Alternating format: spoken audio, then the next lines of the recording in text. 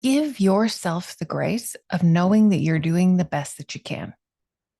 Like I just said, there are going to be days when we don't do a thing that's productive or that looks productive from the outside, but we're actually taking care of ourselves. Give yourself the grace of believing you are doing the best you can, even with the use of your time.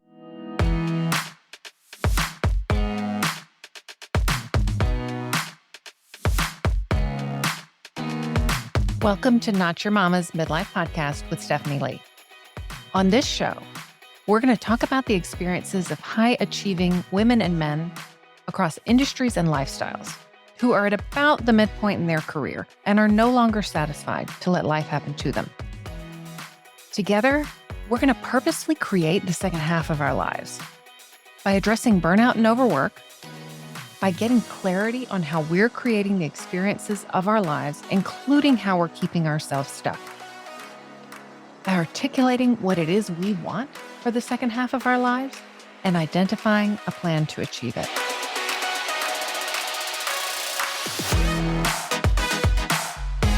And welcome to Not Your Mama's Midlife Podcast. I'm your host, Stephanie. This week is going to be the last week of a series that we've been doing on decluttering. And it's actually been a couple of weeks since I did one of these episodes. I interrupted a little bit with my interview with Louise Lewis, and then with an episode last week about planning a girls' trip. So we're going to return this week to the idea of decluttering your time or decluttering your calendar. And why is this so important? What does it even mean to declutter your time or your calendar? What I would suggest is the answer to getting the life that you want is not, as many of us would think, about doing more, about finding more time to pursue that thing. It's actually about finding ways to do less. And that's because the life that you want, the life you want to create, the chapter you want to create for the second half of your life, it starts now. We don't know what tomorrow holds. We don't know what's coming down the pike for us. And we can't afford to put off the things that are important to us in this life until this other thing is fixed. So you may not have the freedom and latitude to just leave your job and go work at a bar on the beach or make coffee or sell surfboards or whatever tomorrow.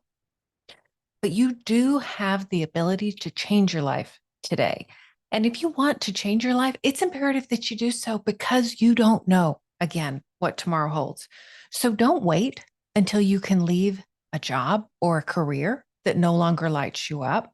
You don't want to wait until you've finished working through, if you're a professional development junkie, you don't want to wait to have the life you want until you've finished going through your shit. You don't want to wait and put life off until you retire. I was with some professionals last week and oh my gosh, the conversation that came up. They were talking about a mutual friend, and one of them said, "Did you hear she retired?" And then several weeks later, she passed away. And oh my goodness, the number of people you hear about that retire and then pass away. And one of the people on the call said, "Yep, that's just why you shouldn't retire." That was not what I thought when I heard that.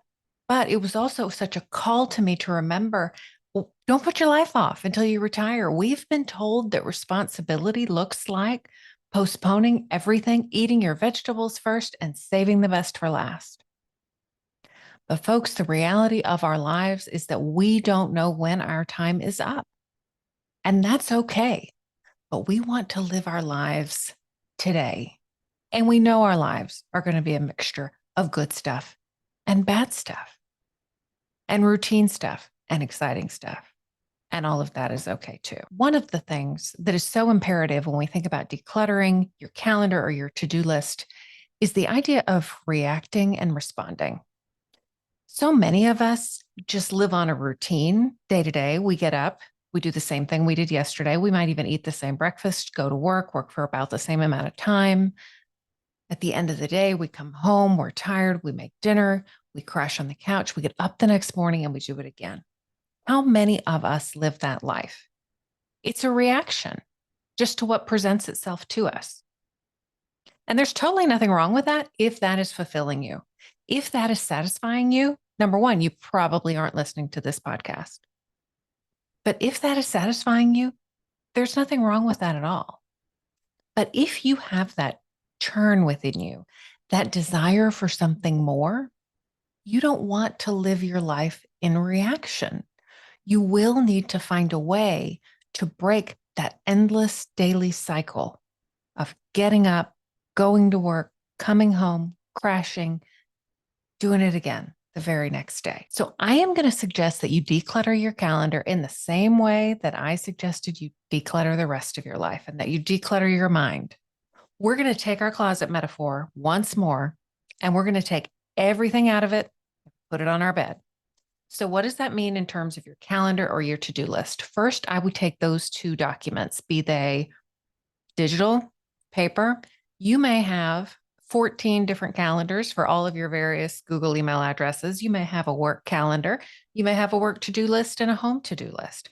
Bring all of those things together and put them where you can see them. Spread them all out and take a look at what you have going on. And then beyond that, take into account the things that don't show up on your calendars or your to-do lists. So this is going to be things like sleep.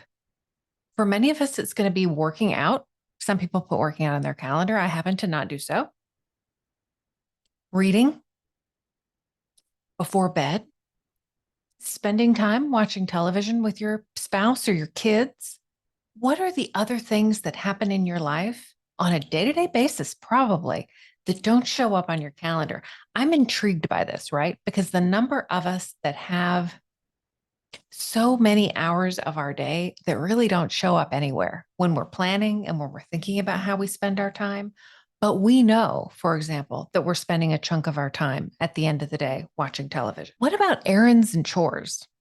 Where do they show up on your calendar, your to-do list? Now, you'll need to consider what works best for you here, of course. But what I would suggest, particularly if you work outside of the home and you have kind of a structured 9 to 5, maybe when you set up your calendar moving forward, when you begin to put items back onto your calendar, or, as we've talked about before, like putting the clothes back in the closet, I would suggest having a separate calendar for your work time. I would even suggest going through and doing a decluttering process of your work calendar as a separate activity. They're just so very different and the objectives are different. If I'm thinking about what I want from decluttering my work calendar, I'm thinking about things like efficiency. I'm thinking about getting the most done in the least amount of time. I'm thinking about creating space in my day to do the tasks that light me up and maybe interspersing that between some tasks that I might find cognitively draining. I'm scheduling in time to do email. That's really not what I'm talking about with this sort of big picture calendar and time decluttering task, but it can be something that you do as a result of it. And I think it's totally worthwhile to do so. And maybe doing the same myself actually over the summer, which is a great time for many of us in many of our professions to sort of reorder our minds and think about what we want for the next year. So I think there are some sneaky parts to our calendars. As I talked about, the things that don't show up on our calendar, but that actually absorb a whole lot of our time. And so TV watching is a great example, but I don't say this to demonize watching TV. I don't say it to give you guilt. I don't say it because you've got these couple of hours at the end of the day that you're sort of default using in a way that doesn't necessarily take you towards your dreams. Because there's a reason you're sitting at the end of the day, if that's what you're choosing to do, and watching a couple of hours of television with your husband, with your spouse, with your kids. And it'd be interesting to ask yourself why. Are you doing that because that is the way that you unwind? Because the work day that you currently have is so stressful that you really need those couple of hours to unwind? At least that's what you believe right now. That's the function that that's serving for you. Or is that couple of hours of watching television, is that a way that you spend time with your spouse or with your kids? Maybe you're not sure what exactly you all have in common or would like to do for fun. If not, watching the shows that you both enjoy. Maybe watching TV in the evening goes hand in hand with eating, with having dinner. with having a dessert after dinner, maybe a little later snack? What are the routines that you've got in there that are actually consuming your time, that don't feel like intentional decisions about the use of your time, but are taking up a large chunk of it? Or are you simply watching TV because you don't have something else planned? And if you did have something else planned, what would that be? We talked about using the television to unwind from a stressful day. Is it the best way for you to unwind? It's what you're doing to unwind right now, and that's totally fine. But might there be some other things that you'd like to do that would help you unwind? Maybe. Might there be some other ways that you'd like to spend time with your kids or with your spouse? Maybe. But again, this isn't an opportunity to feel bad about how you're using your time. It's really just to allow you to examine it and to see. And it's so interesting, right? Because I say that, and even as I say, this is not about guilt, many of you are going to say, wow, I spend 2 hours every evening watching TV, and I really shouldn't do that. That's not helping me. And that little just kind of shaming remark you're making to yourself, it isn't helping move you forward. Give yourself credit for doing the best that you can right now. You're stressed. You have found a solution. Good for you. Maybe you choose to find a different solution going forward. But this is an opportunity to recognize that you are doing the best you can right now and that is okay. What if you gave yourself the benefit of the doubt that you are doing the best you can, even with your time and even with your calendar? So now that you have pulled all of these things out of your closet and put them on your bed, so you've got everything from your calendar, you've got everything from your to-do list, you've spread it out on the desk in front of you. How do you begin to make decisions about what you want to put back on your to-do list and back on your calendar? And I'm talking about to-do list and calendar sort of interchangeably here. Something that Laura Vanderkam talks about that I think very beneficial. And if you haven't availed yourself of her resources, I do suggest that you Google Laura Vanderkam. She's got some great books on time management and productivity. But one of the things that she talks about is looking at the way that we spend our time more in weeks than days. So think less about what do I want to do every day and think more about what are the things that I want to have spent time on each week. And then you may spend 2 or 3 days a week dedicated to a specific project or something, but it's within the context of a week. You're not trying to wedge 15 minutes of this in and 15 minutes of that into every day. So I love this idea. Laura also has a book called, I think it's 168 Hours. It's whatever 24 times 7 is, because she takes a look and has her readers really account for by half-hour increments how they spend their time. And if this is something you have time to do when you're doing this audit, when you're doing this decluttering, I totally recommend it. It's really illuminating because you will undoubtedly discover things you didn't think about, even when you were trying to account for those things that don't actually show up on our calendar or to-do list. Again, putting things back on your calendar. So what are your minimum baselines? I've talked a lot on the podcast about what mine are. So sleep for sure and walking. Are you giving yourself enough time really for sleep? I had a conversation with my friends actually when I was at the beach trip I talked about on the last podcast. We were sitting around the table, and 2 of us are retired and 2 of us are still working for the most part. And the discussion was that the 2 of us who are working really like to have 9 hours of sleep, but the 2 who are retiring, they actually can do okay on 7. It's so interesting to me if you start to hear people in the workplace talking about how much sleep they need. People will often say, well, I can't get more than 7 hours of sleep, and I just simply have too much to do. So consider how you show up and how you work, be it on both professional and work tasks and in your home when you're a little sleep deprived. Not a lot sleep deprived, just a little sleep deprived. What would it look like for you to really catch up on your sleep? I've observed too, for me, doing a lot of personal development work, it's actually pretty emotionally tiring. I find myself needing more sleep as a result. That is not something that I anticipated, but I'm giving that to myself.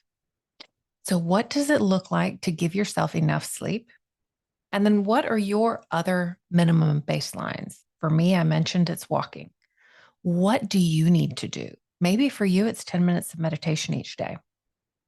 Maybe it's 30 minutes of writing morning pages. It could be anything that sets you up for success during your day. You know, if you can do nothing else for you, it's going to be this thing. Be sure that you allow time for that. It also helps when times are crazy and pushed and you're thinking about what do I need to do? And everything is just simply so busy in your mind. You know what your minimums are. You know what you can put into the schedule for you. You immediately go to, yes, I'm busy, but if I'm squeezing something else in, it's going to be my walk.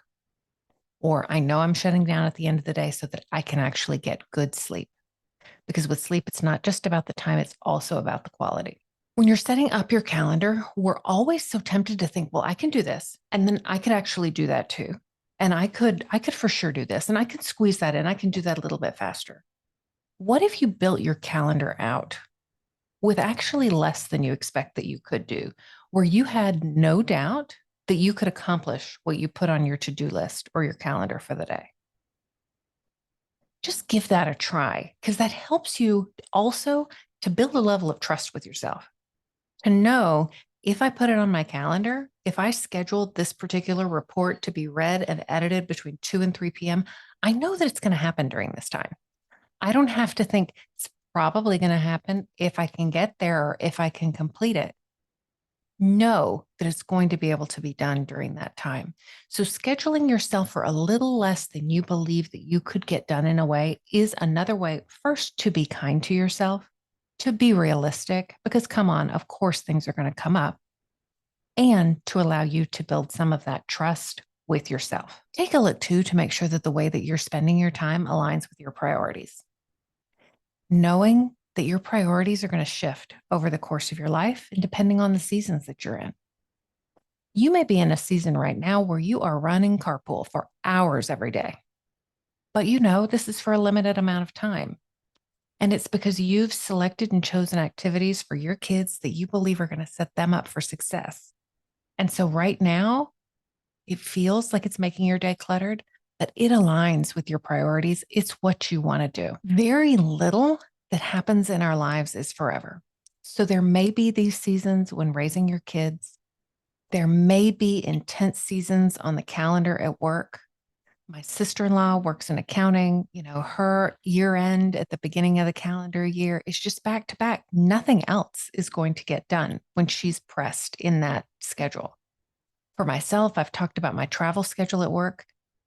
If I have a list of things, personal things that I want to do during those travel seasons, I am almost inevitably going to be let down, disappointed in myself because of things that I scheduled that I didn't have time for.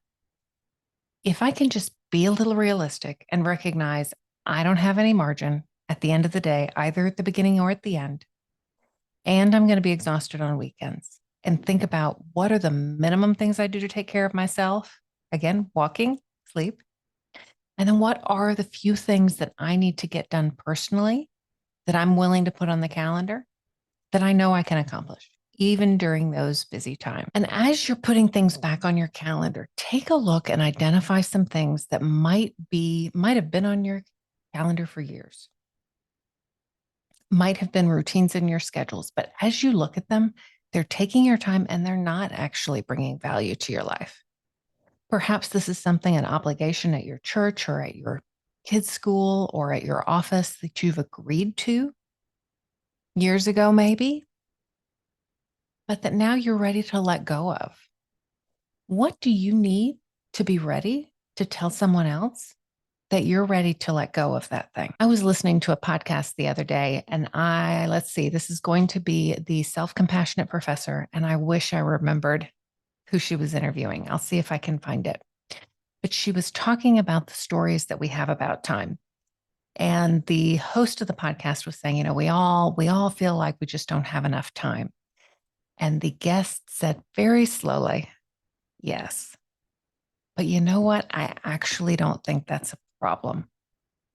And what she went on to say was a little bit different than how I've heard it put in other ways. It was essentially, we use time as almost shorthand for all of the much bigger insecurities and issues that we have with doing a thing. So say, for example, you want to write a novel. And in my circle, I have a lot of friends who are in the midst of writing novels. Maybe you decide my schedule is slammed. I'm going to actually just schedule a weekend where I can have a personal writer's retreat and I'm going to go for 2.5 days, get myself a cabin, sit alone quietly and write. Well, now you have the time. But what comes up when you have the time? That's the writer's block. That's the insecurities. That's the I don't actually know how to do this. And so saying that we don't have time, relying heavily on that we don't have time story keeps us from solving from the other things that are getting in the way of what it is we want to do. And so I just offer that to you as a consideration because there is no option of more time. We do know that for all of us, for all of the people on this planet from any areas, any professions, any part of the world, we all have 7 24-hour days in a week. And it is all about how we use them. And that is entirely up to us. And I think that's worth emphasizing because we do have a way of talking to ourselves and talking to others about how our time is not our own. Our time belongs to our family, or our time belongs to our company. And when we do that, we are handing the reins over to somebody else and saying they have control of us. And that is actually never true. Even when you say, I have given, my company is in charge of my time, they're not. You're making the decision to keep that job, to go to that job, to show up at the time that perhaps they've asked you to, or earlier or later. Those are all your decisions. So don't hand your control over verbally. It really impacts us to talk about things as if they are happening to us. So I have a couple of takeaways for you that I would suggest are the most important things as you're thinking about how to declutter your time and your calendar. The first is simply to reflect and change. We're such creatures of habit. We like to do the same thing every day, every week, every month, whatever. But be willing to look at your calendar at the end of next week after you've done this process of decluttering and say, what worked for me, what didn't, and what can I do differently next week? What did I like? What interrupted my schedule? What can I plan for? All of those things. Ask yourself those questions and be willing to move the pieces around on the chessboard. As I've talked about endlessly on this podcast, don't spend your time, your most precious resource, on default. Don't let it just happen to you. Take control and intentional use of it, even if your use of it is to just sit on your butt that day and watch some Bridgerton. Give yourself the grace of knowing that you're doing the best that you can. Like I just said, there are going to be days when we don't do a thing that's productive or that looks productive from the outside, but we're actually taking care of ourselves. Give yourself the grace of believing you are doing the best you can, even with the use of your time. And don't try to make these enormous changes in how you're spending your time. What does it look to change the dial just a little bit this way or a little bit that way? And the last thing that I would leave you with, again, is that life has seasons. Something that I have had in my mind, I don't know, forever, is like if I'm scheduling that I want to walk, I want to walk in the early morning every day, or at least 5 days a week, all year long, regardless, or that time of day doesn't work. And something that I have been learning to really accept is that there are going to be times of the year when I like to work out in the morning because the weather's wonderful. And there are going to be times of the year that I want to work out in the afternoon or evening because that is when the weather is wonderful. That's just the actual seasons of the year, but they're also just seasons of our lives. There are going to be seasons of our lives when we spend a lot of time on our hobbies, on personal growth, on spending time with friends. And there are going to be seasons and chunks of time when that's just not on the calendar at all, when it's all about our job, when it's all about our family. Be open to those times and recognizing that it's going to ebb and flow and rolling with that and finding some comfort and some willingness to roll with it. This too shall pass are always good guiding words. All right. Well, I hope this information is helpful to you as you think about decluttering your calendar and decluttering your time. It's been a pleasure these last few weeks talking about how we can declutter our lives, how we can do a little bit of spring cleaning in this first part of 2023. Thank you so much for joining me for this episode. And I hope you're going to join me back here next week for our next episode. I'm looking forward to spending that time with you. If you are enjoying the podcast, let me ask you a favor. Find an episode that you think a friend would enjoy, something that would speak to her specifically, and send it to her. Ask her to give it a listen. And if you're really enjoying the show, I would be so grateful if you would go to Apple Podcasts and leave a rating and a written review. It helps other people to find the show. And frankly, the self-development space is just huge and littered with podcasts. So I would love to get some more eyes on Not Your Mama's Midlife Podcast, so more people are aware of the resources and the tools that are offered here. It's been great spending this time with you this week, and I can't wait to do it again soon. Bye.